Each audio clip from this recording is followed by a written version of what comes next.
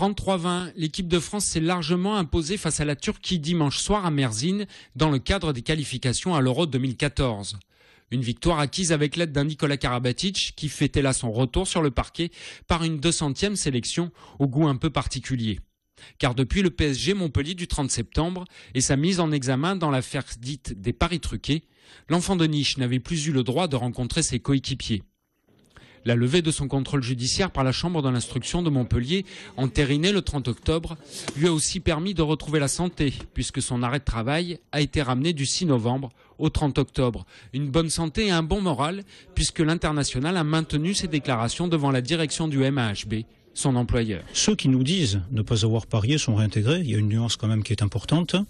Après, pour le reste, vous connaissez la position du bureau directeur qu'on relaye depuis maintenant plusieurs semaines, à savoir que des joueurs dont il est avéré qu'ils ont parié sur la défaite de leur équipe, même à la mi-temps, commettent un manquement contraire à toutes les valeurs du club, parce que c'est l'essence même du sport que de jouer ensemble pour gagner, et que pour nous, il est impensable que le contrat de confiance puisse être rompu à la connaissance de ces éléments. En restant sur sa position, je n'ai pas parié, c'est ma femme qui l'a fait. Karabatic a retrouvé son club et l'équipe de France, ce qui n'est pas le cas de son frère Lucas, ni de Dragan Gajic et Primož Prost, qui sont tous les trois convoqués cette semaine à des entretiens préalables à une sanction disciplinaire.